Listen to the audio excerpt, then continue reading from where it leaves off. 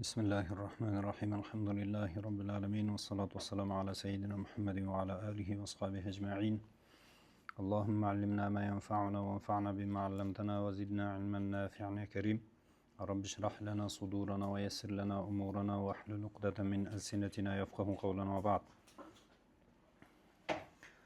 Gece sira sabagынан kitaptan bir jerde ibara жақсы шықпай қалған болчу. Ошол жерди карап койсоңуздар. فإنه من يختار الله ويصطفي فقد سماه خيرته من الأعمال деген келген. Егер Аллах Таала فإنه من يختار الله Аллах Таала тандай турган болсо ويصطفي бул деле тандоо فقد سماه خيرته. Эми Аллах Таала кимди тандаса, эмнени тандаса, анда Аллах Таала ал тандалган нерсени хиратаху, эң жакшы нерсе деп атаган.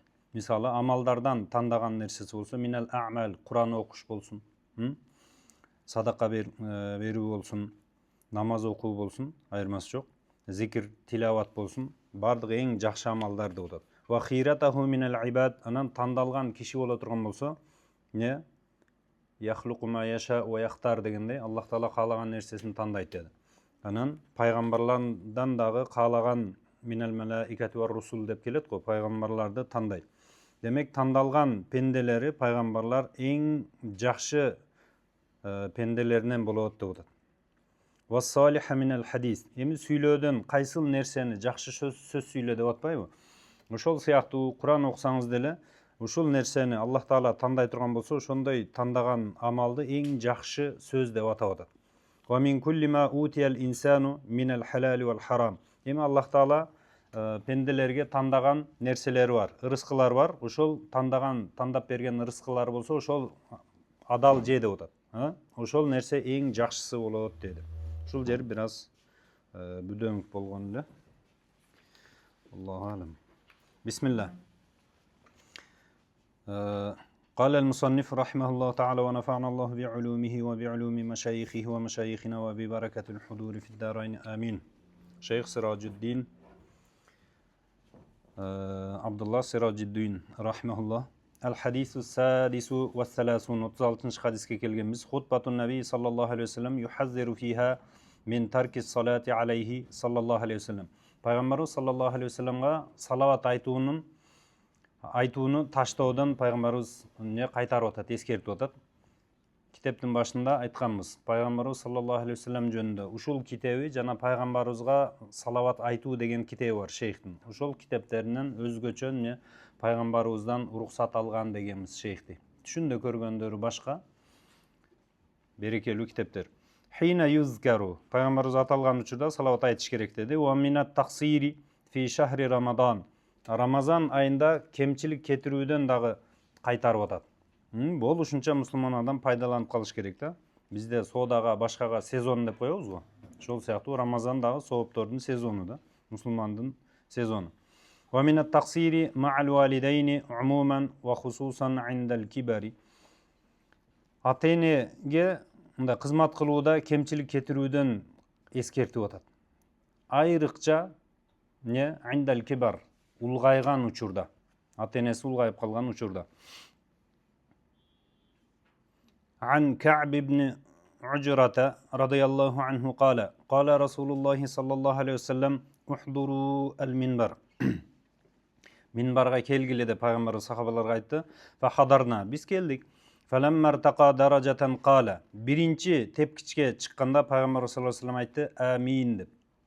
فلما ارتقى الدرجة الثانية قال. Экинчи тепкичке чыкканда айтты: "Амин" деп.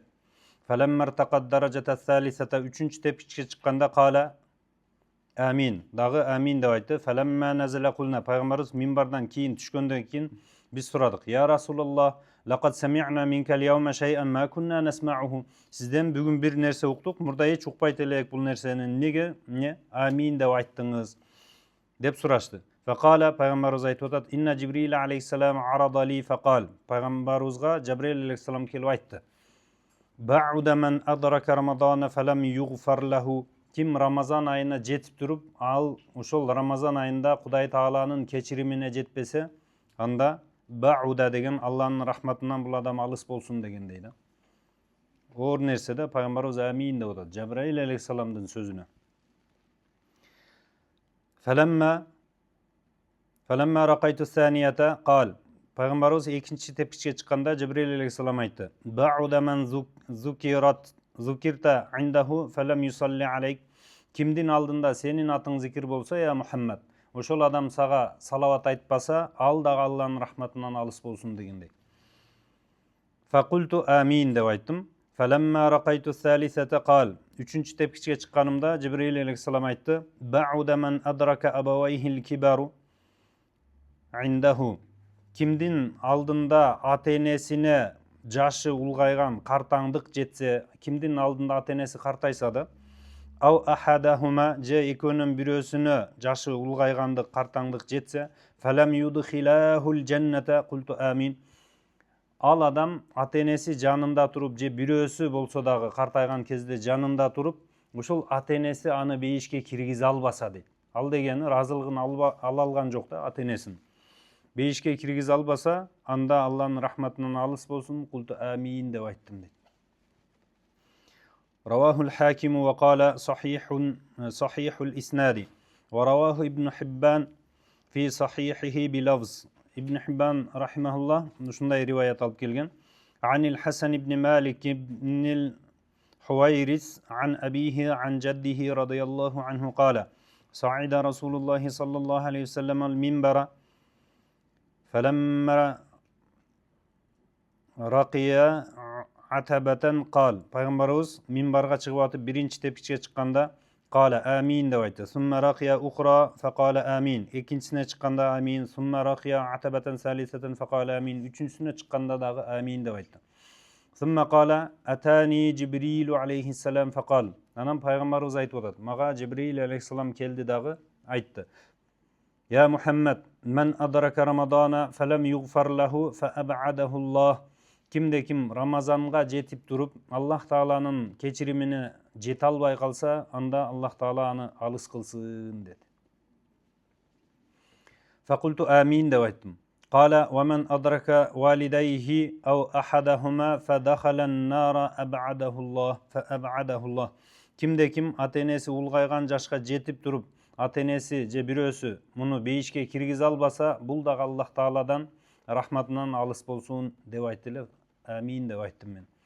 Кала ва мен адрака факульту амин.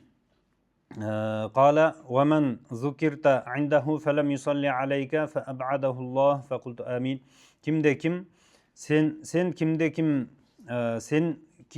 кимден алдында сен зикир болгонуңда ал сага салават айтпаса, анда Аллах Таала аны рахматынан алыс кылсын дегендей.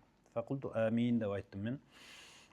ورواه ابن خزيمة وابن حبان في صحيحه أيضا بلفظ عن أبي هريرة. باشقا رواية شنتip келген. عن أبي هريرة رضي الله عنه أن النبي صلى الله عليه وسلم صعد المنبر فقال. Пайгамбарыбыз минбарга чыгып айтты. Амин, амин, амин деп 3 жолу айтты. Qila ya Rasulullah innaka sa'idta al-minbara faqulta amin, amin, amin деп 3 жолу айттыңыз минбарда. Неге? Faqala sallallahu aleyhi ve sellem İnne Cibril aleyhisselam atani faqal. Cibril maga kelip aytты. Men adraka şahra Ramazana felem yughfar lahu fa ab'adahullah. Janagıday эле kim Ramazanга жетип кечирим таба албаса, алыс болсун. Кул амин. Cibril aleyhisselam айтып атат да пайгамбарыбызга амин деп айт деп. Faqultu amin деп айттым. Summa zakara baqiyatal hadis. Калганы кудушундай уланат деп атат. Жана ата-энеси анан салават айтканы жөнүндө. Бул ата-энеге, ата-эненин разылыгын алуу жөнүндө эмне үчүн сизге важип болот? Кайсы нерсе үчүн?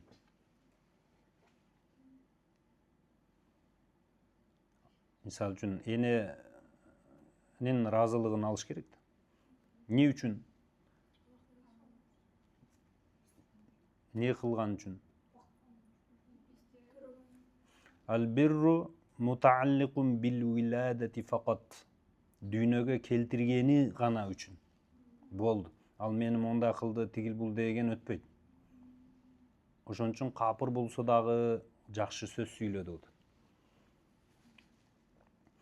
Бирөөлөр айтат да эми жазат, мисалы үчүн ушундай мен атам караган эмес, энем караган эмес, таштап кетип калган, эмне кылабыз?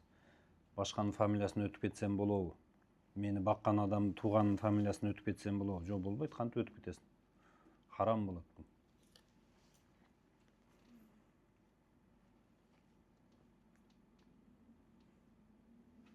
Шейх Адхам Ал-Асими айтат да: "Ал-алиму фи хадрати абихи жахилун" дейт да. Алым адам атасынын жанында жахил болот дейт. Атаңдын алдында бул мындай өзүңдү кыйын көрсөтүп, өнөрүңдү көрсөтүп өтпөйт ал жерде. Күнөөкөр болуп каласың дейт. Анан Ал-ганию фи хадрати абихи жахилун да. Факирун. Бай адам дагы атасынын жанында өзүн бай көрсөтүп мондай эмес. Сен факирдей турасың деп атат. Шундай ата деп шундай ийилип кызматын кыл. Ал-азизу инда абихи жа абавайхи не залилун да. Кор болуп турасың ата-энеңдин алдында. Ата-энеге мындай майда чүйдө маселе болсо дагы кеңешкиле деп айтат да. Bir аксакал киши айтат экен да, бир нерсени сураса, мен атам менен кеңешейин. Кантип кеңешесиз? Өзүңүз 60-70ке чыгып калдыңыз. Атасы бар экен да. Десе, мен балалыгымда кеңешкен болсом, кичикей кезимде. Азыр өзүмдү улгайган сезгим келбейт дейт атамдын алдында. Азыр да кеңешем дейт атам менен. Шундай не кылайын, болобу, болбойбу, кандай дейсиң? Бул мындай адамга карабайт экен да. Заманга дагы карабайт, жашка дагы карабайт дейт да. Кеңешиш керек. Шунда береке болот. Түшүнүктүү да? الحديث السابع والثلاثون خطبة النبي صلى الله عليه وسلم يحذر فيها من الدعوة في العلم والقرآن. Пайгамбарыбыз хутбасында эскертип атат. Не деп? Өзүнү мен илимдүүмүн деп дa'ва кылгандан эмес, доо кылгандан да мен илимдүүмүн деп айтуудан эскертип атат. Анан Куран мен шундай мен окуйм, мен сага караганда жакшы окуйм, мен кыйынмын дегенден кайтарып атат. Ан Ибн Аббас радıyallahu anhuma an Rasulillah sallallahu aleyhi ve sellem قال أنه قام ليلة بمكة من الليل. Peygamber sallallahu aleyhi ve sellem bir tünü bir Mekke'de kaldı da فقال Allahümme hel bellagt selase merratin. Peygamberimiz aytып атат. Ya Rab, ya Allah, men жеткире алдымбы? Динди жеткирдимби? Жеткирдим. Сахабалар моюндашкан, жеткирдиңиz ya Rasulullah. 3 жолу айтып атат. فقام عمر بن الخطاب رضي الله عنه وكان أواها. Аввахан деген раджаан деген дейді. Көп Аллаға тауабан қайтуучу эле дейді. Эмне иш кылса туура эмес Аллаға кайтуучу эле дейді. Фақала Аллахумма наам деп бул киши дагы касам ичип айтып атат. Наам, жеткирдиңиз деп атат да, я Расулалла, динди жеткирдиңиз. Ва харратта ва жахатта ва насахта.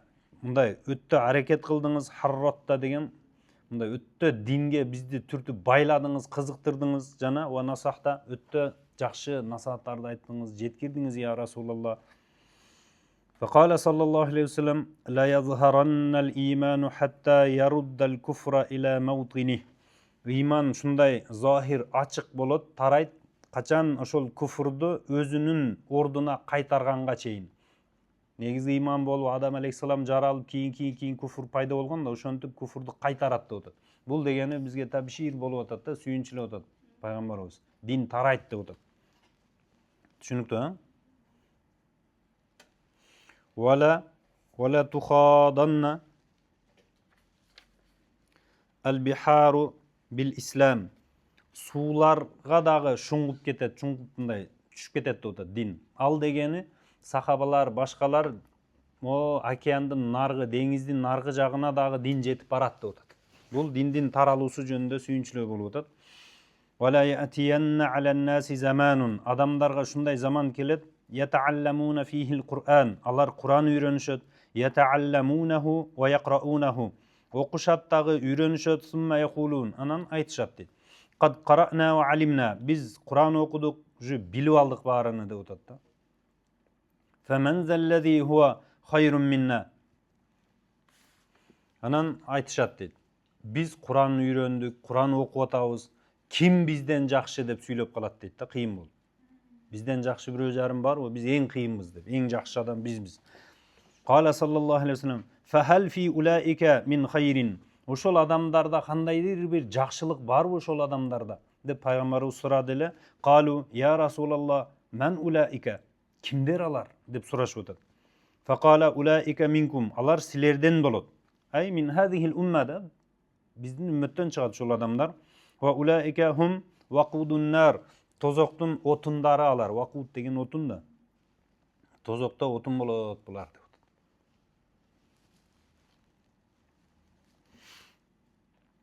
قال الحافظ المنذري رواه الطبراني في الكبير وإسناده حسن إن شاء الله تعالى.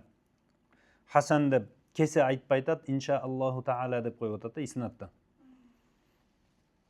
ويشهد لهذا الحديث ما ورد عن عمر بن الخطاب رضي الله عنه أنه قال رسول الله صلى الله عليه وسلم Пайгамбарыбыз айтып атат: "Язхарул ислам хатта тахталифа туджар фил бахр."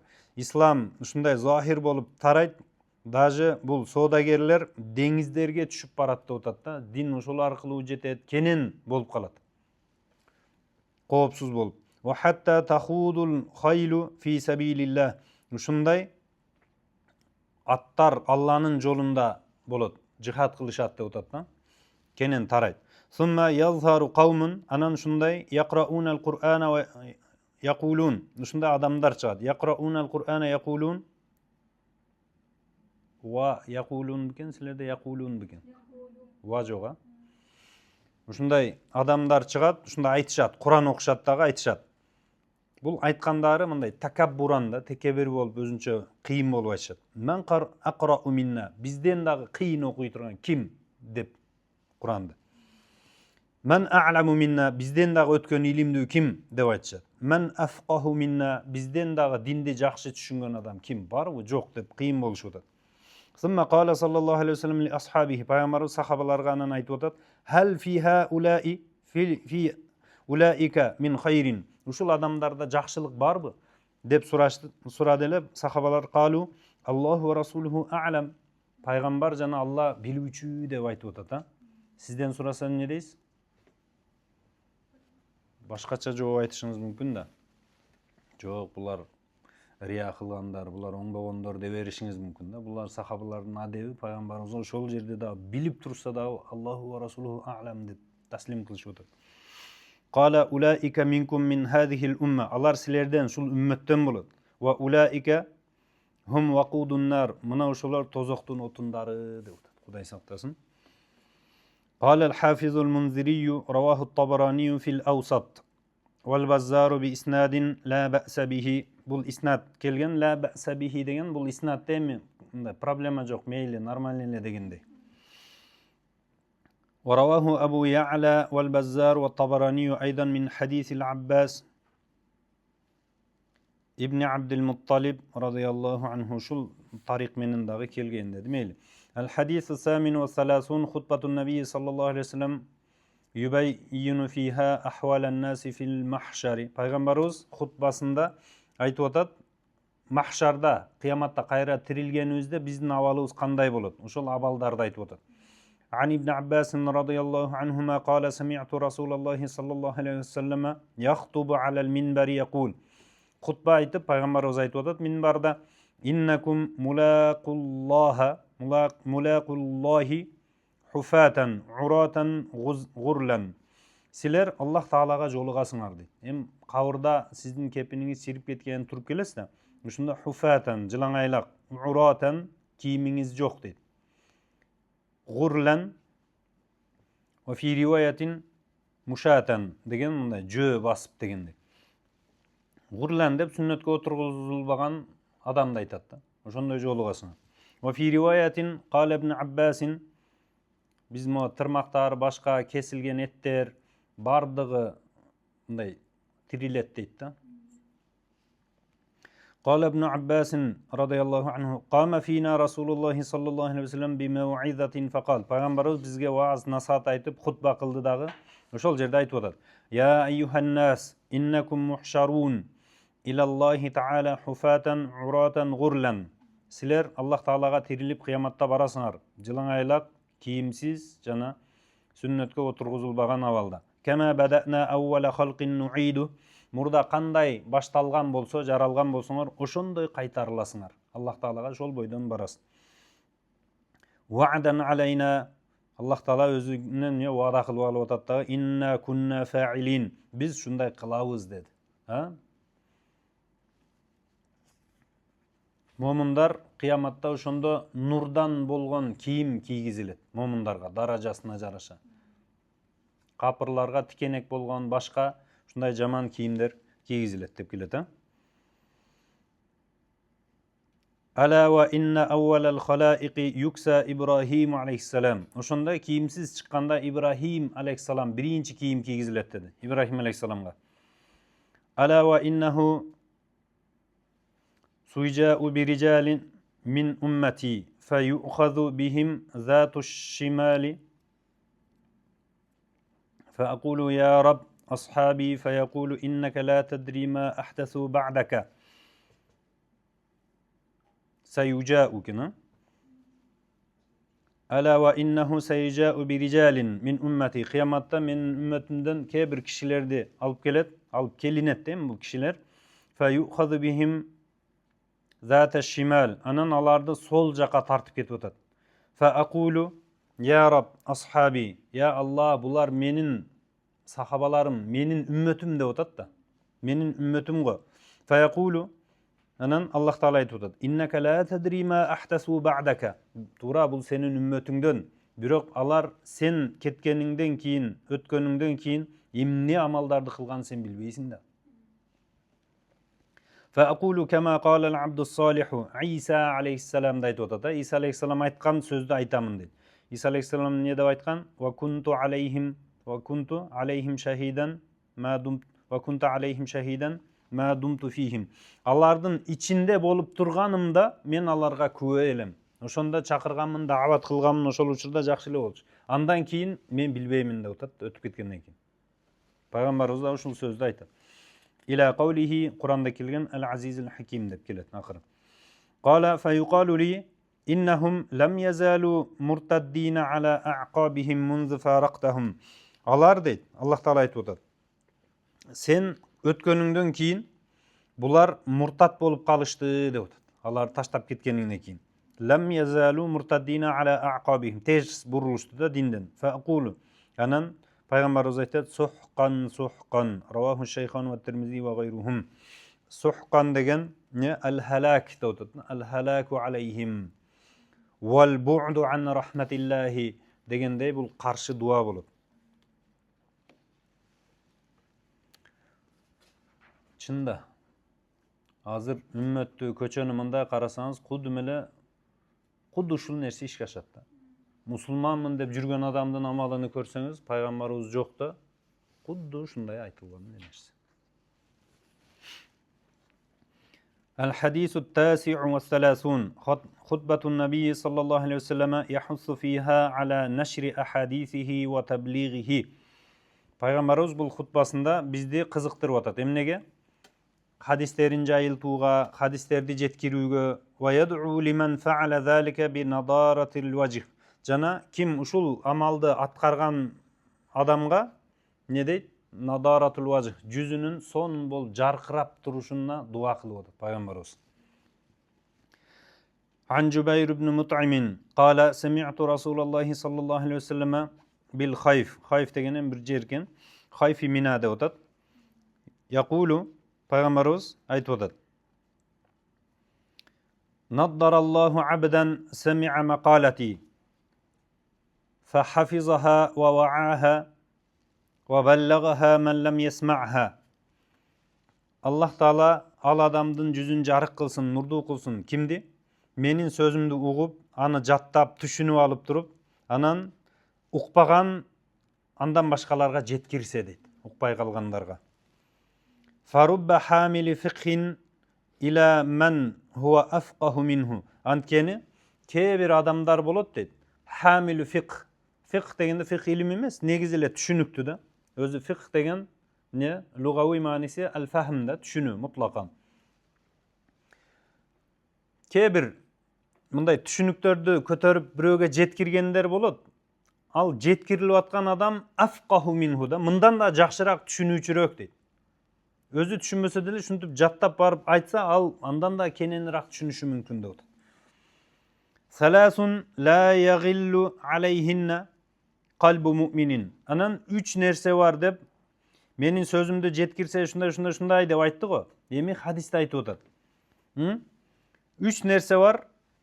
Ал 3 нерсеге мусулман адамдын жүрөгү кыянат кылып же болбосо жек көрбөйт деп атат. Жаман көрбөйт 3 нерсени. Мусулман адамдын жүрөгү жаман көрбөйт. 3 нерсе бар. Кайсы нерсе? Ихласул амал лиллахи таала. Аллах таалага ихлас менен амал кылууну эч качан адам мындай мусулман адамдын жүрөгү кыянат кылып башка неме кылып койбойт. Жек көрбөйт, жаман көрбөйт. Ван насихату ли аимматил муслимин. Анан мусулмандардын башчыларына туура насаат айтуу дейт. Бул нерсени мусулман адамдын жүрөгү жаман көрбөйт. Жакшы деп айтат да. Ва лузуму жамаатихим. Анан жамаат ар дайым ошол көпчүлүк менен бирге болот деп атат. Ушуну жаман көрбөйт. Түшүнүп атабыз, а? Фа инна даъватахум. Бул мусулмандардын дуа кылгандыгы, жана падышага насаат айтты деп атпайбы? Жалпылай элге дуа кылгандыгы адамдар. Тахфазу мен вараахум, алардын артындагы, алардын ээрчигендери, ошо жамаатта кээ бирөөлөрү дуа кыла турган болсо, жамааттын бир бөлүгү, калгандарын дагы ушулардын дуасы менен сакталат деп атат. Кээ бир риваяттарда тахфазу эмес тухиту мин вараихим дейт. Булар дуа кылгандыгы башкаларды дагы камтып кетет деген сөздө. Өзүнө жакшылык тилесең, башкаларга дагы тиет иншалла дейт.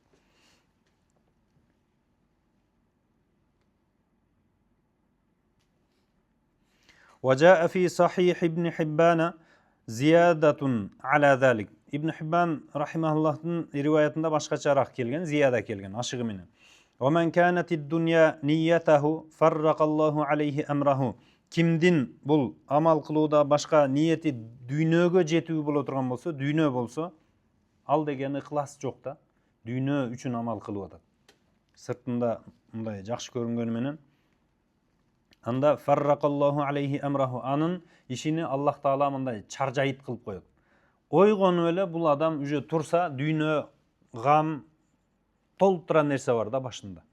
Ошон үчүн адам ойгонгондо диндин гамы менен ойлонуш керек, ойгонуш керек. Сабакты ойлоңуз, кандай кылабыз, кантип Куран жаттасам болот, кантип дин жеткирсем, паланчы кантип намаз окуп калат экен, кандай иш кылсам болот дегендей. Туруп эле дүйнөнү карасаңыз, мында проблема бар да. WhatsApp'ты карап, Instagram'ды карап отурсаңыз, канча класс басты экен, подписчик болуп калды экен деп. Түшүнүктүү, а? Негизи бул мындай гамы жок адам болбош керек да. Гамы жок адамда химмат жок, максат жок да. Ал жөн эле жүргөн адам да. Бир иш кылайын деген нерсеси жок. Демек химмат болуш керекпи? Химмат, сенин химматың не болсун? Динге, эл журтка кантип мен кызмат кылам, пайда жеткирем, ушул болсун.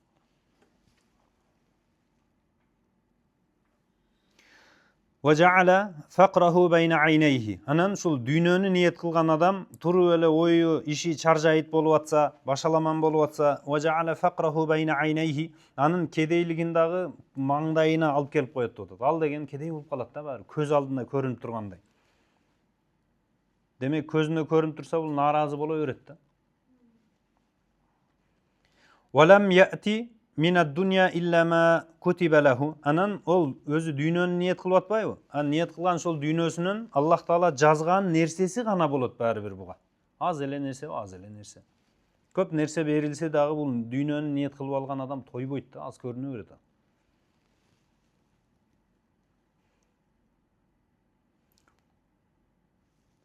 ومن كانت الآخرة نيته. Кимдин ниети ахирет болсо, Аллахтын разылыгын көздөп атат да. Анда жамааллаху амраху, анын иштерин баарын Аллах таала чогуу кылып, сонун кылып коет, тартипке салып коет. Важаала гинаху фи қалбихи, жүрөгүнө байлыкты салып коет деп атат да. Байлыгы жүрөгүндө болот. Ток да. Wa atathu dunya wa hiya raghimatun. Anan buga şunday dünya kelet, raghimatun degende zalilatun. Kor bolup özü moyunsunup kelet rızkın baribir. Sen аны oylaba. Sen sebebini atkar, tiriligingdi kıl. Boldu. Allah aytkanday yaşa. Şeyhler aytat da, misal üçün ilimdүүлük бар го, ilimdүүлük. Az moğunda aytsa, mo hadiste aytıp duruyor, silerge baylık kelet, kıjalat bolbogula, bayıp ketesiңер, sen onu okuy bergin, debegile deyт da studentlerge. Antkeni al-maşyahatu ne? Mata'ib deyt da, maşyaha. Şeyh, alım boluştuk, el jurtqa kızmat kılıştık, bu mata'ib, bul çarçoo deyt da, sen saufa tuhzalu, saufa tuştamu, saufa yaskharuna minka, senden jakında üstüңөн күлүшөт, ар нерсе дешет, комментарийде ар нерсе жазышы мүмкүн, видеоң чыкса башка, көчөдө ар нерсени угасың, мечитте ар нерсени угасың. Бул ушундай дейт да. Жыргап кетесиң, ол бул дебегиле дейт. Эртең жыргап кетесиң, байып кетесиң десең, бир илимдүү болгондо анан сабак айтып баштаса, сөз угуп элдер анын үстүнөн күлүп атса, ал мындай деген экен, устаз мындай деди эле, бул жалган айткан экен да дегенде бүт баары илимди таштай берет ал дейт. Азыртан ошол студент даяр болсун, эртең кыйналышың мүмкүн. Алладан рызкы келет туура. Бирок сен мо дин жолунда пайгамбарлар кыйынчылык көрдү го, сен жыргап кетем деп ойлойсуң. Кыяматка чейин бул улана берүү, адам табияты ушундай. Сага ушундай кордук келе турган болсо, чыдайсың айла жок, Алла үчүн. Сен өзүң ушул жолду тандадың, эң жакшы жол ушул. Пайгамбарлар кыйналганынан сен жыргап өтүп кетесиң. Болбой калат да.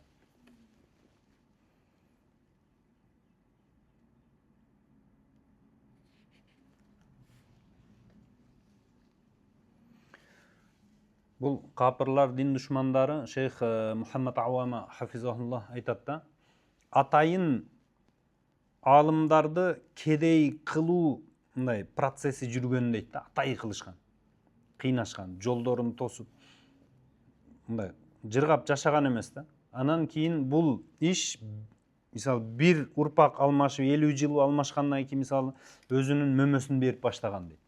Кандайча десе, мындай акылдуу бир баласыны бир мектепке, медресеге берерде, эгер дин окусаң, сен муну молдокеге окшоп каласың деп баштаган дейт да, адамдар. Нормальный акылдуу баласыны берген эмес дейт ошон үчүн. Динди шунтуп алсыздаткан аракет кылышкан да. Атайын тафкирул улама дейт да. Алымдарды факир кылуу, атайын операция жасашкан булар, капырлар. Жылдап канча жыл улашкан. Анан шейх Адхам хафизахуллах айтат да, атайын миск бабында өттүк эле го. Айттыкпы буну? Миск, пайгамбарыбыз мискти жакшы көргөндө. Ошондо атайын миск шуюх дегендей атайын шейхтерге, алымдарга атыр чыгарышкан дейт да, француздар. Сирия жактарды басып турушкан го. Бизди СССР басып турган да, басмачылар деп ата бабаларыбызды мисалы. Ошол учурда миск чыгарышкан, ал мындай орусча айтканда эмне? Противный болгон да. Миск сыяктуу болот, бирок адамды мындай көнүн аздырып берип, ушундай кылат дейт да, бир аз тургандан кийин. Ушуп жаман дейт да. Анан атайын ошол шейхтерге шуну колдонууну мындай басым үстүндө ишке ашырышкан да. Андай жыттанып турса, анын алдына эч ким келбейт да дейт да. Мечитте имамдарга ошондой шыбатып атайын. Ар нерсе кылган да. Исламды жайылтууга деп мусулмандар, мисалы үчүн байлар зекетини берип, шу китеп алып берип, сизге студенттин акчасын төлөп берип, ушинтип исламды жайылсын, адамдар бактылуу болсун, Алланын динин түшүнсүн деп акча сарптап атса, капырлар жылына миллион, миллиард долларларды ушул дин, исламды тыйыш үчүн бөлүшөт дейт да. Өзүнүн ал христиандар болсо, же яхудилер болсо, ошону жайылтыш үчүн эмес, ал исламды токтотуш үчүн бөлүшөт дейт. Ушунча бомбалар, башкаларга канча миллиардтаган акча кетип атат, ошо исламды тыйыш үчүн.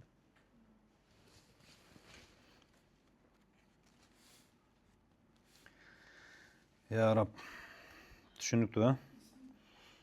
Al-hadithul arba'un fi wasayahu sallallahu aleyhi ve sellem al-jami'ati lil-hikami wal-adab. Пайгамбарыбыз sallallahu aleyhi ve sellem'din adepтерди, danışmanlıktardı öz içine kamtıgan osiyatları жөнүндө айтабыз.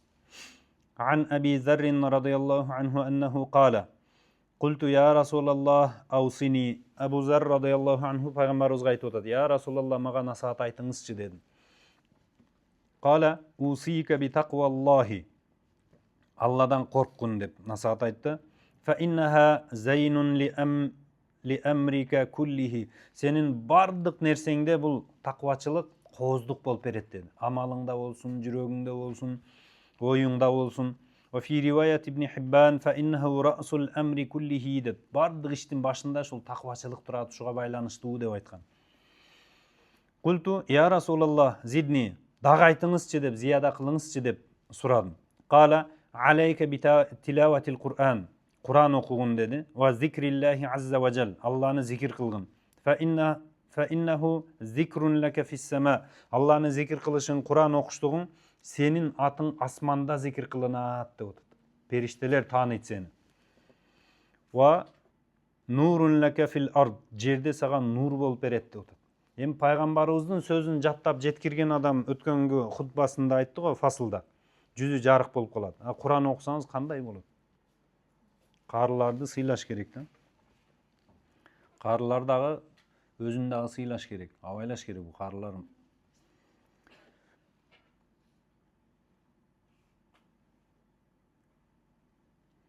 Qultu ya Rasulallah zidni. Қандай жырғағанда бұл Зар радиаллаху ан өзінше отырып, я Расулалла дағы айтыңызшы, дағым не қылайын деп жырғап сұрап отыр. Qala alayka bi tulis samt. Tulis samt davamı samtda көбірек унчукпай жүрді отыр. Fa innahu matradatun lish-şeytan. Унчукпагандык бұл шайтанды кууйт дейт. Анткени шайтан ой салып, сүйлөтүп, ар кимди бири-бирине уруштуруп, сөгүнтүрүп деп. Wa aunun laka ala amri dinika. Анан бұл көп мында унчукпай жүрүштүк, сенин диниңдеги иштериңе дагы бұл жардамчы болот деп.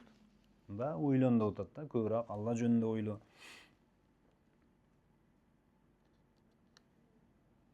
Унчукпаштык бул мындай ихтияри да айтып атат да, мажбур бирөө өзүңүздү жаап койсоң сиз мажбур болуп калдыңыз. Атай өзүңүз унчукпай койсоңуз. Qultu zidni. Дагы айтыңызчы dedi. Qala iyyaka wa kasratat dahik. Көп күлүүдөн сактан. Fa innahu yumitul qalb. Бул көп күлүштүк жүрөктү өлтүрөт dedi. Wa yadhhabu bi nuril wajh. Жүздөгү нурду кетирип коёт деп атат. Көп өттөлө кеч келе ырсаңдап күлө берген адамдын айбаты кетип калат да. Qultu zidni. Дагы айтыңызчы дедим. Qala qulil haqqa wa in kana murran. Акыйкатты айткын деп атат. Акыйкат эгер ачуу болуп, сен зыян тартып кала турган болуп турсаң дагы хак сүйлө. Ушул сен үчүн жакшыраак. Бая унчукпай коюуда өзү шажаатул ихжам дейт да, мындай оозду жаап унчукпай калыштык сүйлөшүң мүмкүн эле, колунан келет эле, бирок ошондо да унчукпай калыштык асабу мин шажаати ал-калам да. Же иқдам, сүйлөөгө өзүңүз батынып барып атасызбы? Ошодон көрө унчукпай коюштук оорураак болот дейт. Мына шуга чыдап көрчү, кана батырлыгыңды көрөлү, сабырыңды көрөлү дегендей.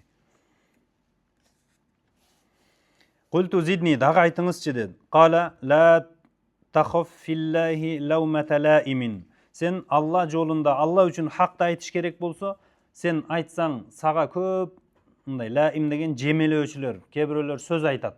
Ошондон коркуп отурба деп. Айтса айта берсин. Алла үчүн сүйлөшүң керек.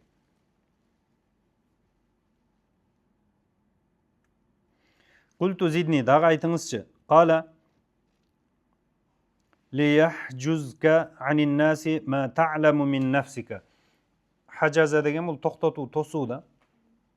Сени токтотсун дейт. Анин нас деген ан уюбин нас да. Адамдардын кемчилигин аңдып ошолорду айтуудан сени токтосун. Ма ta'lamu min nafsika min al-uyub да. Өзүңдөгү бар кемчиликтерди, айыптарды билүүң бирөөлөр жөнүндө сүйлөштөн сени токтотсун дейт. Сенде жок бал нерсе. Пенде болгондон кийин кемчилигибиз болот да. Ошол кемчилигибиз башкалардын кемчилигини айтуудан токтотсун бизди деп атат. Равахул имаму Ахмад ва Табарани ва Ибн Хиббан фи сахихихи вал Хаким вал лафзу лаху. Имам Хаким дагы риваят кылган деп атат. Лафз шул имам Хакимдин риваяты боюнча. Ва кала сахихул иснади деп айткан. Ва жаа фи رواية صحيح ابن حبان بعد قوله صلى الله عليه وسلم وإياك وكثرة الضحك дегенден кийин көп күлбө деп айтты го. Ошодон кийин ушундай риваят бар экен зиядасы менен. Култу я Расулаллах зидни деп айттым дагы айтыңызчы десе, кала алайка бил жихад. Жихад кылгын деп атат. Жихад деген жихад кабир, жихад сагир дегенде я. Алла жолунда аракет кыл деп атат. Фа иннаху рахбанияту уммати. Рахбан рухбандар болгон го. Рухбан деген мындай өзүнү кечилдер деп коет. Христиандар дагы өзүнү дүйнөдөн үзүп церковьта ар дайым. Булардын эмес кызык да, христиандардын кээ бир тайпалары, булар деле жана православ, католиктер деп бөлүнгөндөй, булар канча убакыт жуунбаш керек экен да. 1 ай, 1 жыл деп жүрүшө берет экен. Ушундай жыттанып кетсе дагы, ошон үчүн алардын алдында мындай адам тура албайт дейт да, кээ бир ушундай тайпалар ушундай экен. Кудай үчүн деп бардык зийнатты ташта дегенде жуунушту дагы таштай берип атат да. Жок, бизде андай эмес, исламда таза болуш керек. Ислам тазалыктын үстүнө курулган. Булар не кылган? Я'тазилуна дуnya, дүйнөдөн оолак болушкандагын, ва ятафаррагуна лил ибадат, только ибадат кылабыз деп церковьтан чыгышпайт. Ошол сыяктуу эле бизде исламда ушунун ордунда эмнени берип атат? Жихадты берип атат деп атат да. Баш отуң менен кирип кетесиң да, тигилер ошондой болуп атпайбы? Жихадка да сен мындай чын көңүлдөн кир. Алла жолунда өзүңдү арнадыңбы? Ошондой. Өмүр бою Алланын динин жеткирем дедиңби? Өмүр бою аракетиңди кылып өт да. Жихад кыл. Жихад деген ушул. Аракет кыласың. Чыныгы жихад болуп душман басып келсе, анда дагы. Булар бала чакасын таштап коюп ибадатка өзүн арнап атпайбы? Сен дагы Алла үчүн өзүңдү таштайсың, чыгасың дагы, не бала чакаңды, эл журтуңду коргойсуң.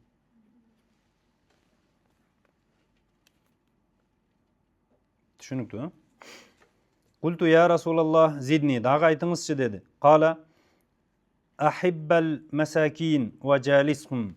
Кедей мискиндерди жакшы көргүн дагы ошолор менен чогуу отур деп атат. Мужаласа деген ошол. Анча-мынча барып сүйлөшүп отурсаң, алардын эмесин түшүнөсүң да. Байлар автобуска чыгып алып, автобустун баасын, билеттин баасын билбегендей, таксинин акчасын чыгарып отурса, чыгып алып. Култу я Расулаллах зидни, дагы айтыңызчы дедим. Кала унзур иля мен хуа тахтака. Дүния иштеринде айтып атат, динде эмес, өзүңдөн ылдыйды кара деп атат. Ошондо шүгүр кыласың да. Шейх Хам айтат да. Нисфул машакил аз-заужия. Үй бүлөлүк мындай талаш тартыштардын жарымы ушундан болот дейт. Салыштырып, менин аялым, менин күйөөм деп башкаларга салыштыруудан. Инстаграмга кирип ушундай нерселерди көргөн аялдардын 10дон 8и наразы болуп чыгып кетет дейт. Инстаграмдан чыгып атканда уже наразы. Салыштырып отуруп, күйөөсүнүн байлыгын, жашоосун салыштырып отуруп. Даже 10дон 9 же 10дон 10 деле болушу мүмкүн. Инстаграм ушундай да, интернетте сенин акылыңды окугандай да. Бир немени окуп туруп класс басып койдуң же 1-2 ошондой темада карап койдуң. Ошондой темада сүйлөгөн адамдардын сөзүн чыгарып бер. Болбосо ошол эле адам күйөөнүн акылары жөнүндө деле айткан. Бирок сен аны көрбөйсүң да. Ошон үчүн саган чыгарып бербейт. Сен ошондойду издеп көргүн. Анан билесиң. Турабы? Ya Rab. ولا تنظر إلى من هو فوقك. Din дүйнө жагында сенден бийигирээк, жашоосу жакшыраак болгон адамга караба. Ушул эле хадиске амал кыла турган болсо, адамзат азыр мындай тынчып эле калат үй бүлөлөрчү. Ушудан чыгат. Кара, бир ооз сөз айтып атат. فإنه أجدر ألا تزدري نعمة الله عندك. Анткени деп атат. Ушинтип дүйнө иштеринде өзүңдөн ылдыйды карагандыгың Аллах Тааланын сендеги азыркы бар нематтарды ылдый санабашыңа бул жакшыраак деп атат.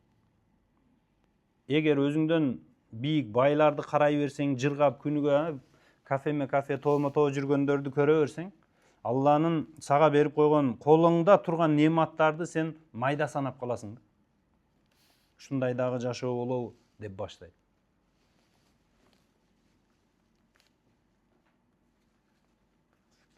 Туурабы?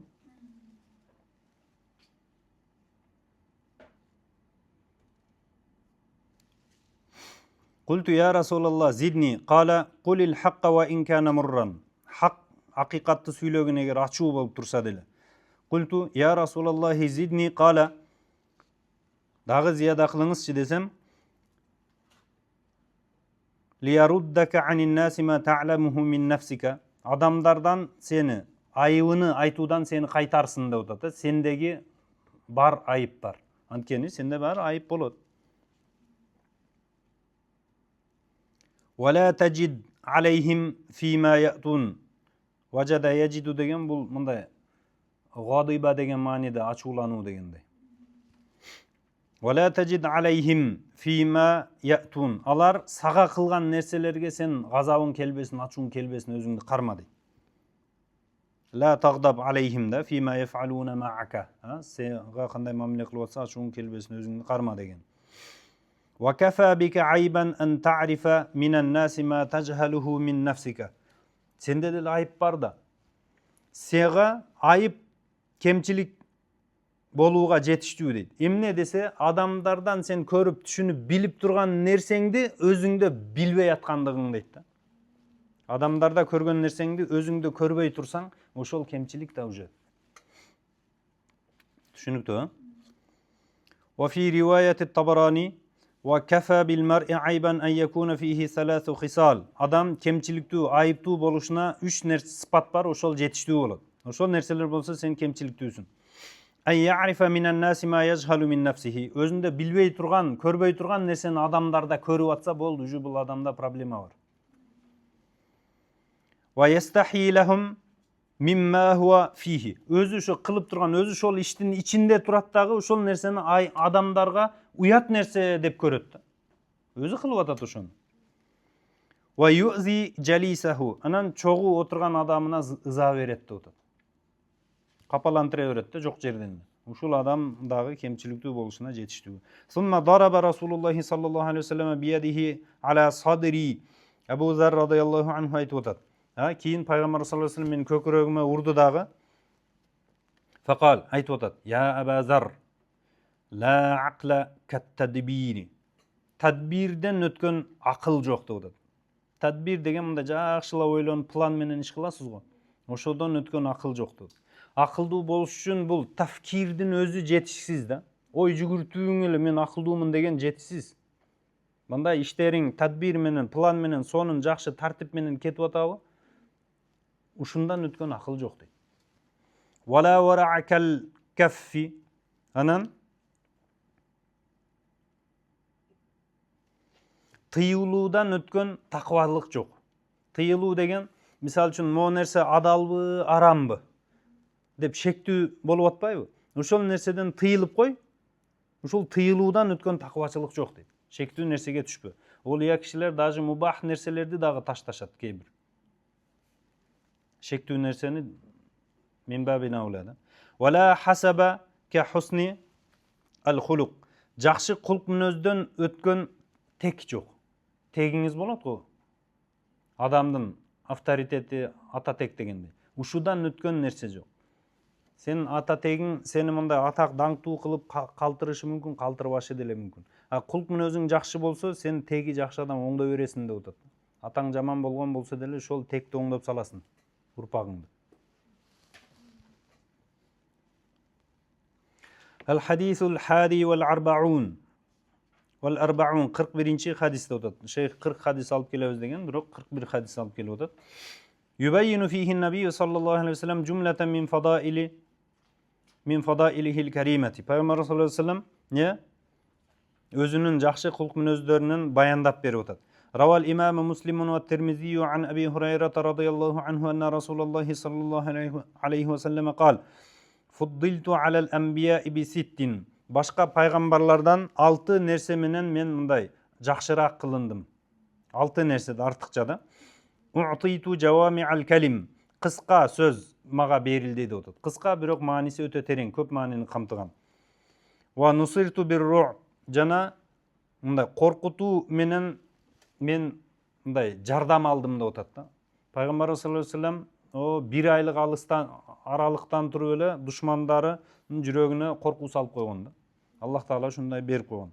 Ушундай болот экен, келет экен дегенде болду, уже тигилердин жүрөгү болбой калат уже. Ва ухиллат лиял ганаим. Анан согушта түшкөн олжолор мага адал кылынды дейт. Ва жуилат лиял арду масжидан ва tahуран. Мага жер бети мечит жана таза кылынды. Каалаган жерде, таза жерде намаз окуп кете бересиз, топурактан таяммум кылып кете бересиз эгер суу таппай калсаңыз. Атайын бир жерде намаз окуштун шарт эмес да. Церковке барып, мисалы христиандар жаллаң ушу церковке барышат. Андай нерсе жок. Мечит таза жерби, окуп кете бересиз. Ва урсилту илал халқи каффатан. Анан бүт үммөткө, бүт адамзатка жиберилдим. Арабтарга гана эмес, кээ бирөөлөр айтып чыгып атканда, яһудилерге окшоп. Кээ бир пайгамбар өзүнүн элине гана жиберилген да, пайгамбарыбыз жалпылай жиберилген. Аят келет буга. Ва хутима биян набиюн. Анан мени менен пайгамбарчылык бүттү деп. Менден кийин пайгамбар келбейт деген сөз.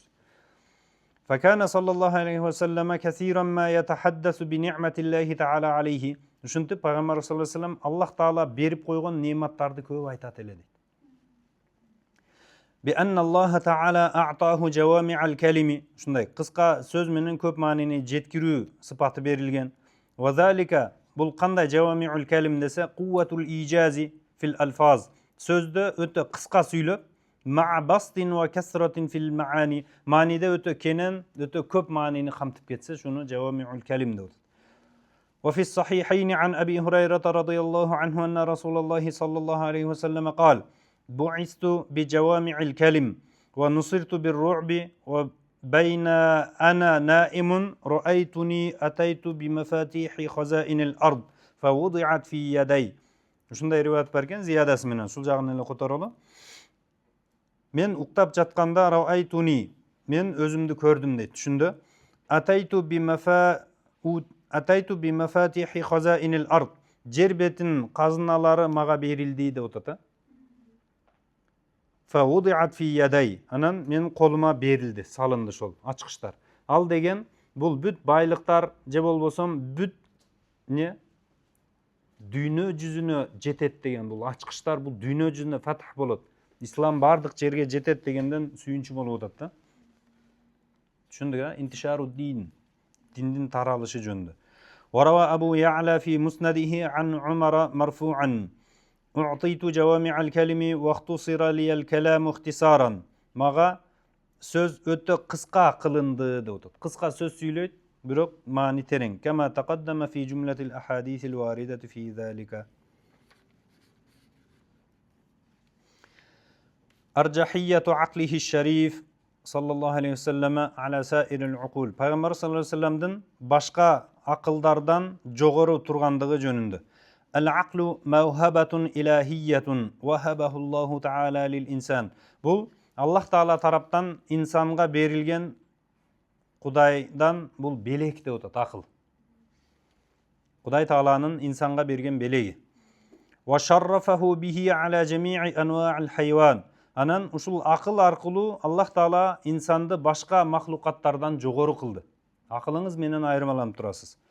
Bihi ya'riful aqilu hasanal ashya'i wa qabihaha. Акыл менен пенде баласы кайсы нерсе жакшы, кайсы нерсе жаман, ошону айырмалайт. Wa kamalaha wa nuqsanaha. Кайсы нерсе камил нерсе болот, кайсы нерсе кемчиликтүү нерсе болот. Ошону дагы акыл менен билет. Wa bihi ya'lamu khayral khayrayni wa sharrash sharrayni. Анан ушул акыл менен эки жакшы нерсе болсо, кайсынысы жакшыраак, ошону билет. Анан эки жаман нерсе болсо, кайсынысы жаманыраак, ошону айырмалап билет деп. Эгер эки жаман нерсе келип, башка сиздин алдыңызда вариант калбай атса, жеңилираагын аткарганга мажбур болосуз. Иртикабу ахаффид дарарайн деген эреже бар. Ошон үчүн айтып атат. Эки жакшы нерсе келсе, жакшыраагын карап көрүп, ошону кыласыз да. Валакад балага саййидуна Мухаммадун саллаллаху алейхи ва саллама Расулуллахи min arjahiyet sifti al-aqli wa kamalihi al-ghayat al-quswa. Peygamberimiz akıllı küçtүүлүгү жагынан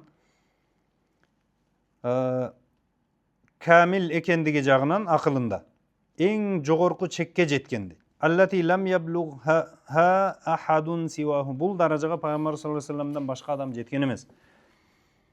Wa zalika bi ni'matillahi ta'ala wa fadlihi alayhi sallallahu aleyhi ve sellem. Bul nerse Allah Taala'nın ne жакшылыгы деп атат да пайгамбарыбызга берген. Qala Allahu Ta'ala Nun wal qalami wa ma yasturun ma anta bi ni'mati rabbika bimajnun degan ayet keladi. Nun deb Allah Taala qasam içip atат. Wal qalami wa ma yasturun. Qalemge jana жазылган нерселерге, жазуучуларга ант. Ma anta bi ni'mati rabbika bimajnun. Allah Taala bergen nematка sen majnun emessin, sen bilesin, akıllısın da. Ay anta fi a'la mustawa kamalil aqli. Akıldın eng jogorku çegindesin deydi. Wa sumuvil fikr. Jana oy jugurtuunun biyiktiginde eng jogorku çektesin. Falaqad aqsama subhanahu bi qawlihi nun deb Allah Taala qasam içip atat. Wa huwal madadul ilahiyyul fayyad. Bul akıldı şuntup bergendigi Kuday Taala'nın el-fayyad degen şunday tolup taşkan Allah Taala'nın bul jardamı, madadı bolat deydi. Wa bil qalamil awwalil mustafid. Jana nemenen qasam içip atat? Eng birinci жазган kalem menen antışıp atat. Mustafid degen bul dele tolgun. Wa bima yusattiruhu al musattiruna fil mustaval a'la. Andan kiyin жазуучулар, misal birinci kalem жазды da Allahul Mahfuz. Жазылгандан кийин тагдыр бул боло турган окуяларды периштелер ошодон көчүрүп кийин алышат го. Ошол жазгандарга дагы деп атат. Биринчи калемге дагы, кийин жазгандарга дагы. Түшүндүк, а?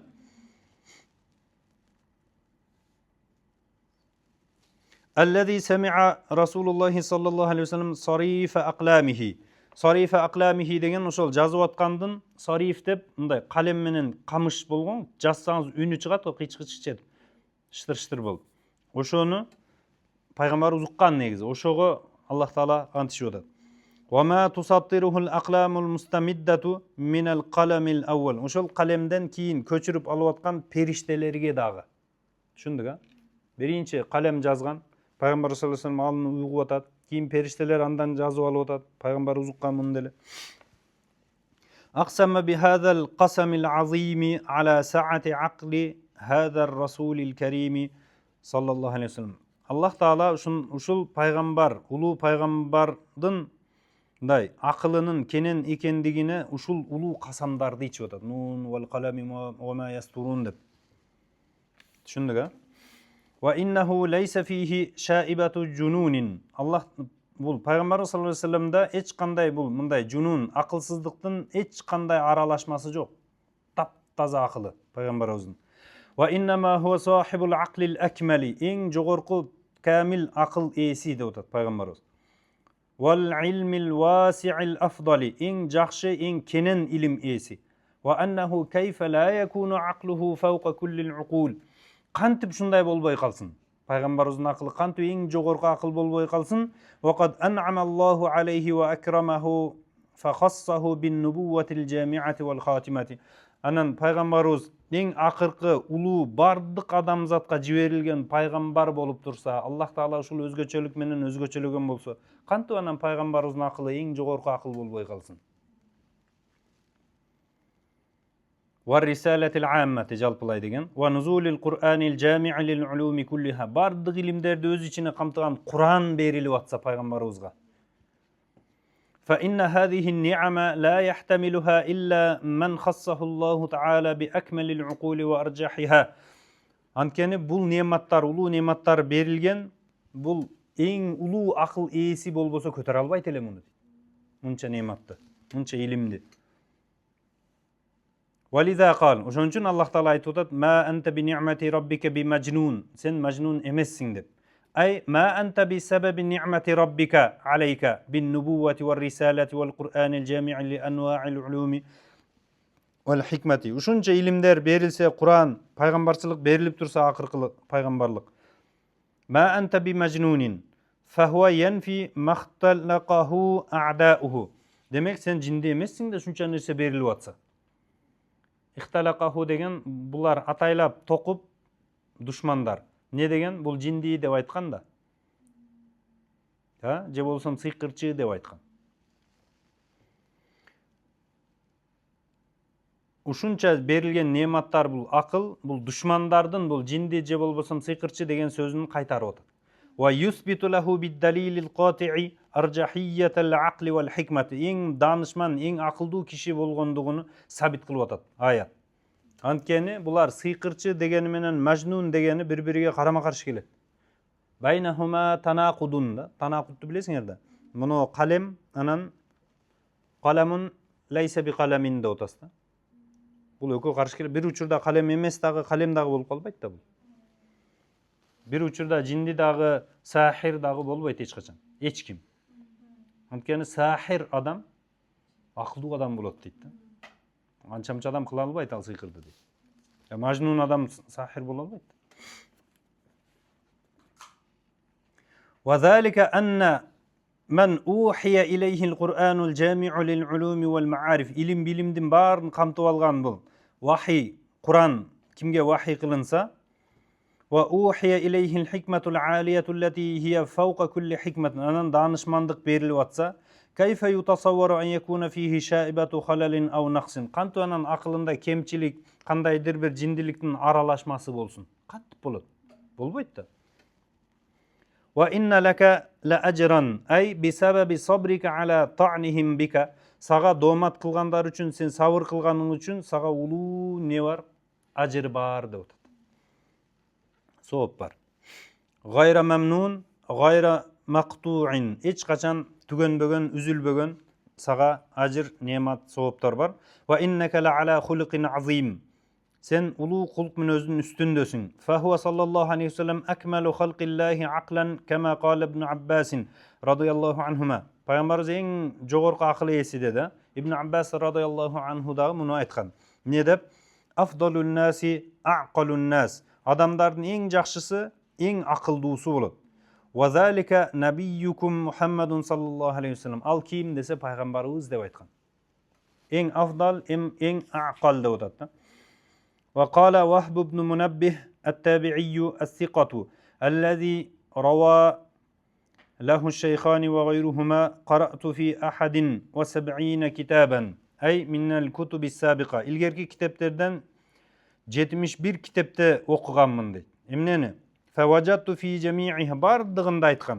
أن الله تعالى لم يعطي جميع الناس من بدء الدنيا إلى inqidaiha. Бұл дүйнө башталгандан тартып бүткөнгө чейин Аллах Таала берген эмес. Эмнени? Минал aqli fi jambi aqli Muhammadin sallallahu aleyhi ve sellem illa ka habbati ramlin min jami'i rimalid dunya.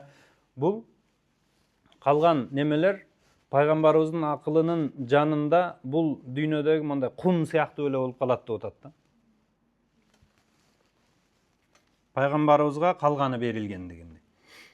وأن محمدا صلى الله عليه وسلم أرجح الناس عقلا إن عقل كشتوسيله وأفضلهم رأيا ويو إن جخشسيله.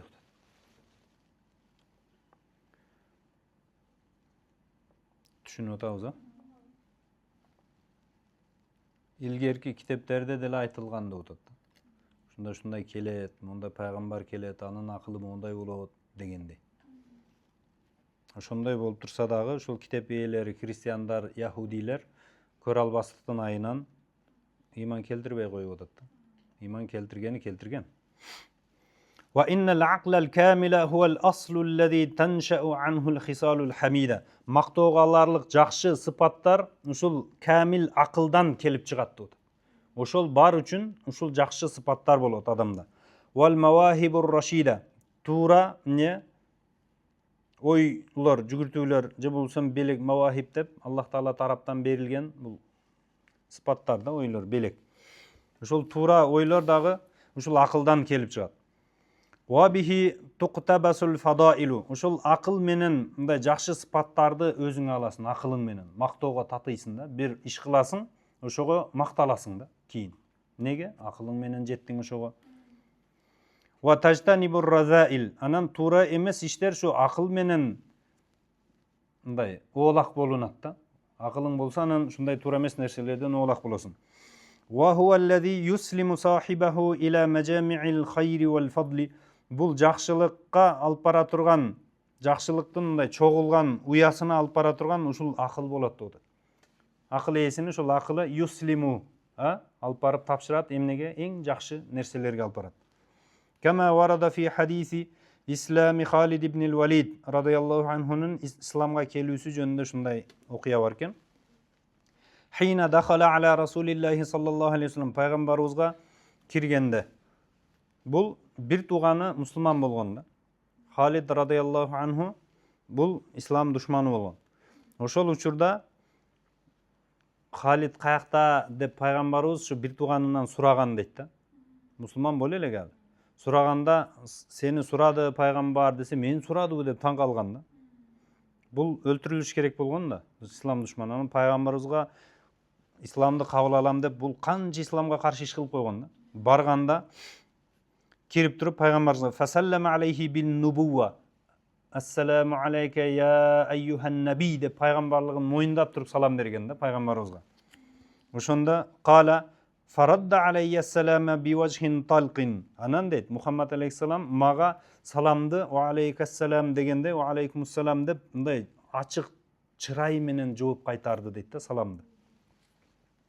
Факульту, анан айттым дейт. Инни ашхаду ан ла илаха иллаллах ва аннака расулуллах деп күбөлү көтөмүн деп иман келтирдим. Факала лаху саллаллаху алейхи вассалам. Шонда пайгамбарыбыз айткан. Таала, кел мага, жакын кел деп. Фа акбала, анан жакын келди. Факала Расулуллахи саллаллаху алейхи вассалам, пайгамбарыбыз анан айтты. Алхамдулиллахиллади хадака. Сени туура жолго салган Аллага мактоо болсун. Qad kuntu ara laka aqlan. Мен сенде акылды көрөт элем дейт да, сен акылдуу адам деп ойлойт элем, сен билет элем. Rajautу an la yuslimaka illa ilal khayr. Анан ошол акылың сени жакшылыкка гана жеткирет деп үмүт кылат элем дейт. Ал хадис нар жакта уландысы келген. Түшүнүп атасыңар? Ошол акылы менен мында ойлоп карап туруп, ой жүгүртүп анан келген да. Warawat Tabaraniyu an قرة بن هبيرة رضي الله عنه أنه أتى النبي صلى الله عليه وسلم فقال Peygamberimize kelip aytты. إنه كان لنا أرباب. Bular Rab деген Кудай деп атат да. Анан көптүктөрү арбаб, Жахилияда биздин кудайларыбыз бар эле дейт. Вараббатун. Бул деле кудайлар, алар кудайларды кээ-бирөөлөр эркек, кээ-бирөөлөр ургачы деген да. Кээ-бир ургачы кудайлар деп. Ошон үчүн Раббатун деп. Нa'будухунна, биз аларга сыйынат элек мин дуниллахи, Алладан башка да буларга. Азза ва жал. Фадa'аунахунна фалам южибна. Биз аларга дуа кылат элек, дуаларыбызга жооп жок, кабыл кылбайт эле. Ва саалнахунна, анан бир нерселерди сурайт элек, фалам ю'тина. Бизге эчтеке бербейт эле. Фажи'нака, анан сага келдик дейт да пайгамбарыбызга. Фахаданаллаху бика, анан Аллах Таала сен аркылуу бизди туура жолго салды. Фанахну нa'будуллаха, азыр биз Аллага гана сыйынабыз, биз мусулманбыз деп. Факала Расулуллахи саллаллаху алейхи вассалам кад афлаха, анан пайгамбарыбыз айтып атат, кад афлаха ман рузика луббан. Луб деген хуласатул акл да, ал аклу раджих, туура күчтүү акыл берилген. Кимге ушундай туура акыл берилсе, ал не болот? Ийгилик табат ал дейт. Жакшылыкка жетет. Факала, анан булар айтып атат. Я Расулаллах, хадис уланып атат, билип атасыңар. Ошол сыйынат элек дегениге айтып атат да. Акыл менен силер мондай сыйындык, бирок биздеге эчтеке бербеди деп мында ойлонуп атат да булар. Сокур ээрчүү эмес да. Факала я Расулаллах Албисни саубайни мин сиябика кад лабистахума. Сен мага эки кийим бериңизчи деп атат, өзүңүз кийген кийимдериңизден табаррук деп атат да, сиздин кийимиңизден кийели. Факасаху, анан пайгамбарыбыз кийим берип аны кийинтирди дейт. Табаррук алып коюп атат. Өткөндө бирөө таспи сурады эле. Мен көтөрүп жүргөн таспим бар, ошону сурайт. Аны бере албайм деди. Башка таспи берейинчи, ушул сыяктуу. Оригинал. Бирок муну бере албайм деди. فلما كان بالموقف من عرفات قال رسول الله صلى الله عليه وسلم أعد علي مقالتك. Эми мауқиф Арафатта турганда эл көп учурда ушул кишиге сахабаларга эмне деп атат?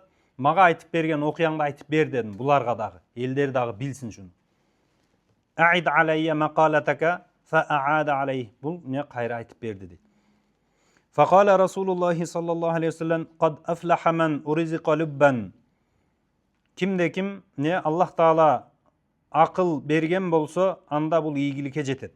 Ай aqlan rajihan ihtada bihi ilal islam. Бул исламды табат деп атат. Акыл эле туура болсо болду.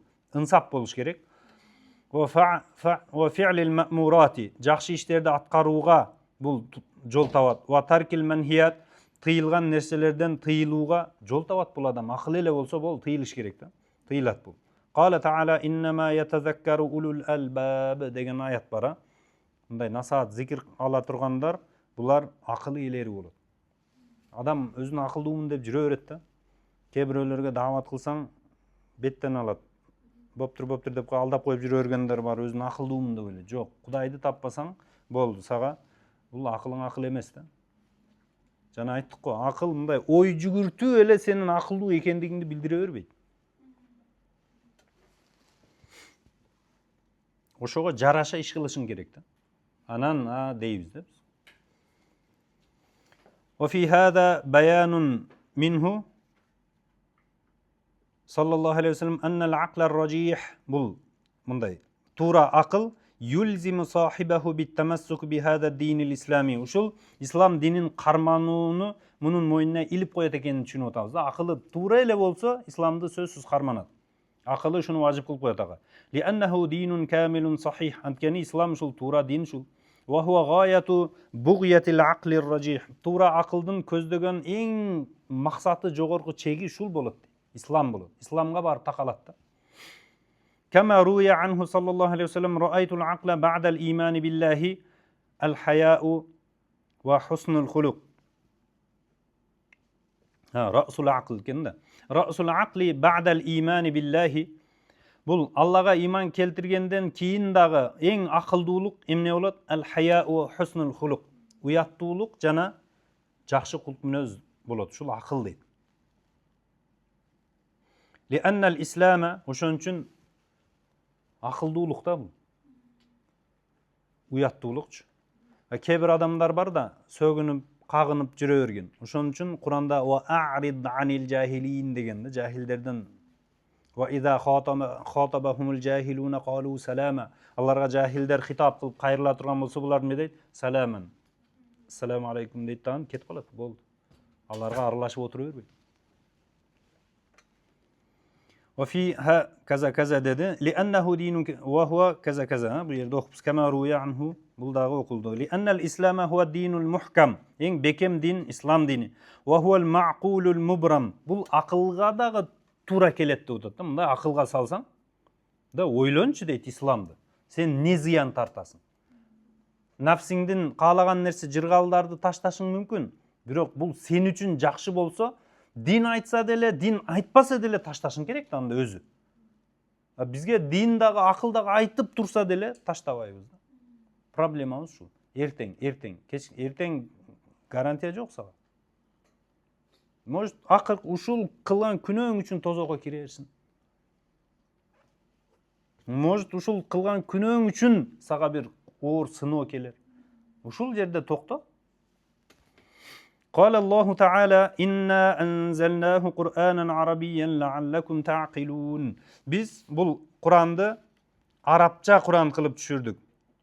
Мүмкүн акыл калчарсыңар, ойлонбойсуңар деп атат да. Ай ta'qiluna ma'aniyahu wa awamirahu wa manahiyah.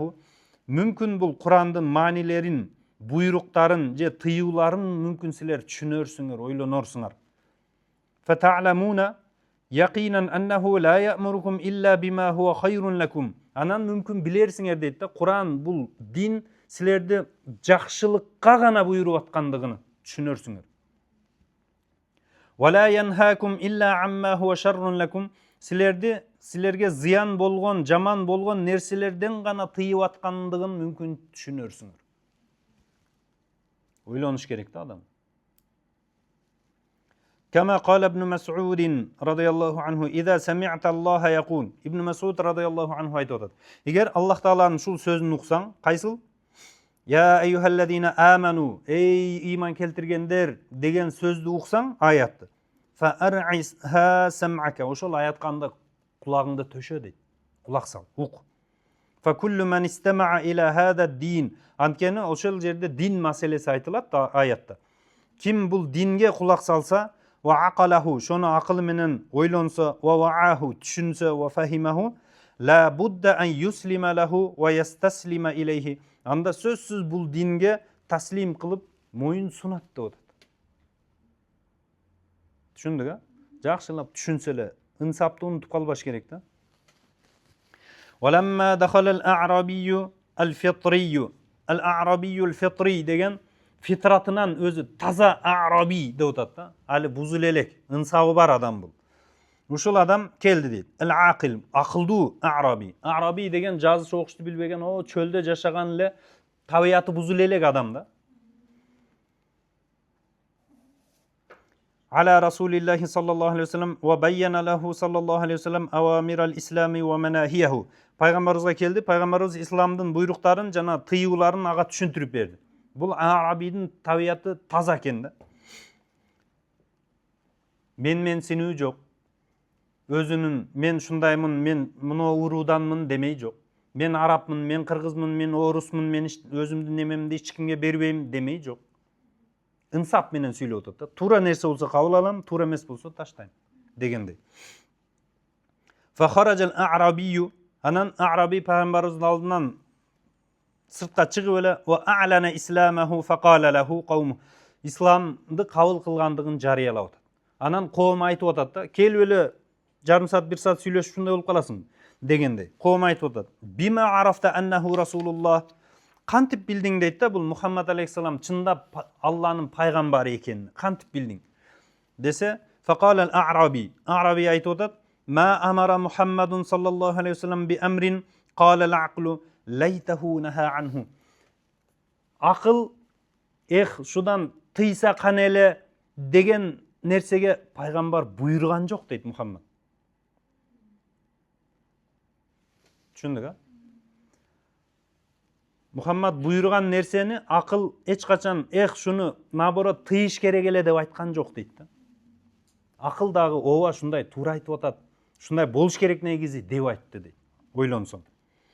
Wa naha an shay'in faqala laytahu amara bihi. Анан пайгамбар тыйган нерседен акыл айткан жок дейт да, шуну наоборот кылыш керек эле, буйруш керек эле деп айткан жок.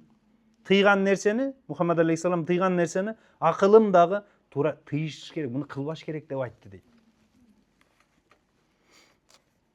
Түшүнтасыңар, мында акылды карагыла, бу араби кандай. Вaqad adraka al-Abdul Muttalib haqqiyat al-akhirati bi'aqlihi. Акыреттин чын экендигини Абдул Мутталиб түшүнгөн дейт, акылы менен. Wa zalika annahu qala yawman. Бир күн шундай окуясы болгон дейт.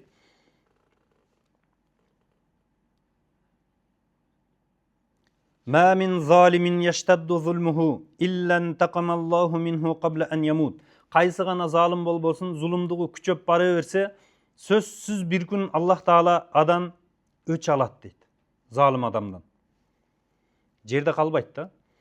Faqila lahu fulanun jara wa taga. Паланча жабыр кылып, бирөөлөргө зулум кылып, wa taga чектен ашып кетти деп айтышты дейт. Түшүнүп атабыз, а? Зулум кылып атат деп атат. Faqala Абдул Мутталиб айтып атат. Интақамаллаху минху яума каза. Андан Аллах Таала өч алып койгон дейт. Монда окуя болду го, тааныш да булар. Тааныш бирөөнү айтып атат да. Faqila lahu fulanun дешти. Паланчы дагы ушундай кылып атат деп айтышты да. Faqala intaqamallahu minhu yawma kaza. Андан Аллах Таала монда өч алды деп айт. Faqila lahu fulanun jara wa taga wa lam yusibuhu shay'un. Паланча үчүнчү адамды айтып атат. Ушундай зулум кылды эле, бирок ага эч кандай бир мусибат, кыйынчылык келген жок деп атат. Аллах Таала ага кыйынчылык салбады го дешти. Fafakkara tawilan summa qal. Абдул Мутталиб узак ойлонду дагы анан айтып атат. Изан, демек, ла будда мин яумин ахара янтакиму Аллаху таала минху. анда сөзсүз бул дүйнөдө албай калдыбы, анда ушундай бир күн бар, Аллах Таала сөзсүз андан өч алат деп атат. Акыретти түшүнүп атат да, ушинтип эчтеке болбой өлүп кете турган болсо, жыргап эле. Анда бир күн болуш керек сөзсүз деп акыреттин бар экенин испат кылып атат да. Ва иля залика наббаха Аллаху таала луqala фaqala субхана. Ушул нерсеге Аллах Таала бизге эскертүү берип айтып атат. Акылдуу адамдарга айтып атат. Эмне деп?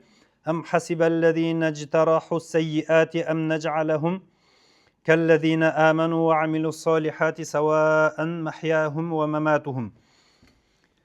Мындай сайyiat, жаман иш кылгандар, туура эмес иш кылгандар, алар ойлошобу дейт да, биз аларды момундар сыяктуу кылабыз. Жашоосу дагы, өлгөндөн кийин дагы бирдей болобуз, жыргап жүрө беребиз деп ойлойбу, момундарга окшоп бейишке кирип. Ушинтип ойлошобу? Саама яхкумун. Кандай жаман булардын мындай өкүм чыгаргандар. Андай болбойт эч качан деп атат да. Ва халакаллаху самавати вал арда бил хакки. Аллах Таала жер асманды хак менен чындап мындай хак үчүн жараткан. Вали туджза куллу нафсин бима касабат ва хум ла юзламун. Анан ар бир нафс кылган нерсесине жараша жаза же болбосо сыйлык алат. Ва хум ла юзламун. Алар эч кандай зулум чегип калышпайт деп. Бул дүйнөдө сооп иш кылдыңбы? Бул дүйнөдө аласың. Бул дүйнөдө албасаң акыретте аласың. Капырлардын сооп иштерин айтканбыз, мисал үчүн миллионер капырлар миллиондоп Палестинага акча которуп коет мисалы. Ушулар кандай болот десе, булардын бул $1,000,000 ошол сооп ишинин эсебин бул дүйнөдө алат. Капыр болсо деле жыргап жүрөт, ден соолукта болуп атат, бала чакасы, башка кедейлер бир жылда жей турган тамагын бул бир жумада жеп коет. Расход кылып коет да акчаны. Бул дүйнөдө эле алат. Кыяматка калып кетпейт. Кыяматта барып бул ошол соо менен бейишке кирип кетет деген нерсе жок, капыр адамчы. Бул дүйнөдө уже эсеп кысап бүтөт буга. Бул дүйнөдө жыргап коет да ошо $1,000,000. Түшүнүп атабыз, Анткени Аллах Таала мунун акысын жеп койбойт да. Ошондой жакшы иш кылдыбы, сөзсүз мунун эсебин алыш керек. Акыретке калтырбай бул дүйнөдө алып коет да. ومن ثم قال تعالى مخبرا عما يقول الكفار يوم القيامة. Ошон үчүн Аллах Таала айтып атат. Кыяматта капырлар айта турган сөздү. Эмне деп айтышат? وقالوا капырлар لو كنا نسمع أو نعقل ما كنا في أصحاب السعير. Шундай кане эми ошону укканыбызда биз тозок ээлеринен болуп калбайт элек бүгүн дейт. Түшүндүк, لو كنا نسمع уксак أو نعقل анан же ошону түшүнсөк, анда тозок ээлеринен болуп калбайт элек. Демек булар укпады, анан акыл калчабады да. Бул акыл бар го, василатун илал акыл, бул угуу бар го. Василатун илал акыл да. Ас-сам'у василатун илал акыл вал калбтан да нары жүрөк өтүп кетет бул уккан сөзүңүз.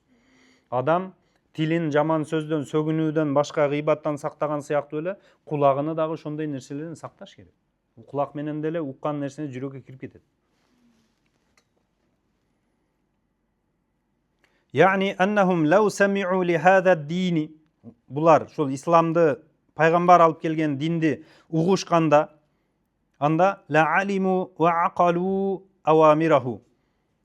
Булар анда диндин буйруган нерселерини түшүнүшөт эле. Wa ma'aniyahu, диндин маанисин түшүнөт эле, wa hikamahu, данышмандыктарын, wa ahkamahu, өкүмдөрүн түшүнөт эле дагы, туура экендигинчи. Lakinnahum аму, сокур болушту, васамму, не, дүлөй болушту, угушпады деп атат. Ошентип тозокко түшүп калышты. Ва анил Хасан аль-Басри мурсалан ярфауху, риваят мурсалды не марфу кылып риваят кылып атат. Ламма халакаллаху ал-акла кала лаху. Аллах Таала акылды жараткан кезде айтты: "Акбил", келди, айтты эле алды жакка карап. Фа акбала, алдыга басты. Сумма кала лаху, кийин Аллах Таала акылга айтты: "Адбир", ары, артка жүр деди эле. Фа адбара, анан артка кетти. Демек, бул түшүнүп айтканды кылып атат да, туура аткарып атат акыл. Факала, анан Аллах Таала айтты: "Ма халакту халкан ахабба илайя минк", сенден дагы не сүйкүмдүү нерсени жаратпадым dedi. Бика ахузу ва бика уъти, сен аркылуу беремин, сен аркылуу аламын деп атат. Сооп берем, сооп не күнö berem degende intiqam, öç alam degendeydi. Sowap berem, öç alam. Fa ahabbul uqulu ila Allah Taala en süyüktü akıl fa ahabbul uqulu ila Allah Taala huwa aqlu seyyidina Muhammedin sallallahu aleyhi ve sellem. Peygamberimizin akılı bolat da. Li'annahu akmalul uquli ve arjahuha ve awsa'uha. En kenen, en tuğra akıl antkeni Peygamberimizin akılı da. Ve yetecella leke deb kaza kaza deb bul jerde uşul sözgö dalil alıp kelet hazır. Keyin sabahta okuyul inşallah. Allahu alem bis-savab.